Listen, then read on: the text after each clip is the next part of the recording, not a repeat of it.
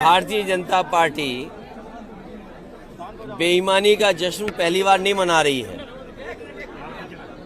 Block प्रमुख के चुनाव रहे हों, जिला पंचायत के चुनाव रहे हों, विधान परिषद के चुनाव थे और पिछला विधानसभा का चुनाव और ये नगर निकाय के चुनाव, भारतीय जनता पार्टी ने सब सीमाएं लांघ दी हैं और जो कुछ कर सकते हैं बेईमानी, ये जश्न भारतीय जनता पार्टी के लिए वो है जिसमें संदेश दे रहे हैं कि लोकतंत्र ऐसे ही खत्म किया जाता है। लोकतंत्र को खत्म करके जश्न मनाना इस देश के लिए दुर्भाग्य है, प्रदेश के लिए दुर्भाग्य है। उदाहरण के लिए मैनपुरी, आप पत्रकार साथी वहीं के हैं और जितने भी साथी बैठे हैं वो करीब से चीजों को समझते हैं।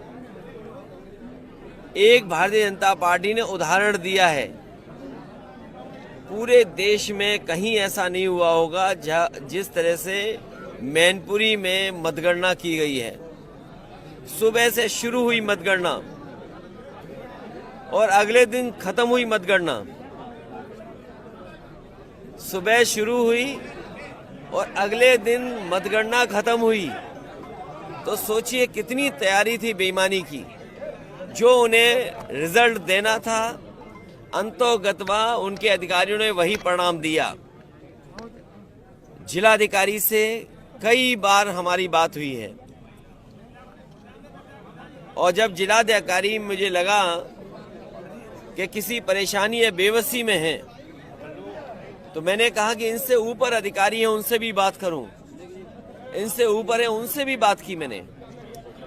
पुलिस के एक बड़े अधिकारी से रात के लगभग 12 बजे मैंने जब बात की और मैंने उनसे कहा कहीं ऐसा तो नहीं कि लखनऊ से अगर आपको निर्देश मिला हो, और अगर लखनऊ से निर्देश मिला है तो भूल जाएं, हम फोन क्यों करें आपको।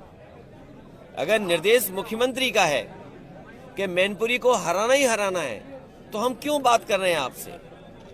आखिरकार विपक्ष किससे उम्मीद करेगा काउंटिंग के दिन? चुनाव आयोग से, प्रशासन से।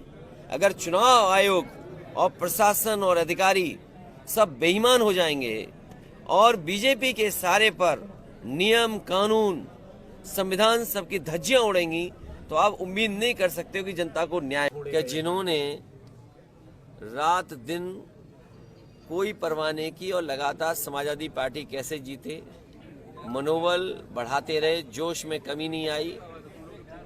मुझे पूरा भरोसा है कि समाजवादी पार्टी के कार्यकर्ता और संगठित होंगे और इस चुनाव से सबक सीख करके और इस तरह के लूट से, बेईमानी से और अधिकारी कर्मचारी जिस तरीके से बीजेपी के एजेंट और कार्यकर्ता बन के काम कर रहे हैं, उससे सबक सीख करके नई रणनीति बनाएंगे और नई रणनीति बना करके ही इनसे मुकाबला किया जा सकता है। कल अगर सैफी परिवार का कोई सदस्य अगर यहाँ मौजूद होता तो शायद परिणाम कुछ और भी होते। नहीं, ऐसा नहीं।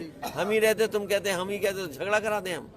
अरे मैंने डीएम और उनसे कई बार पूछा और एक बड़े अधिकारी से पूछा कि अगर ये लखनऊ वाले अगर ये कह रहे हैं कि परिणाम यही हो बीजेपी वाले जीते, तो मुझे फोन पे बता दो आप।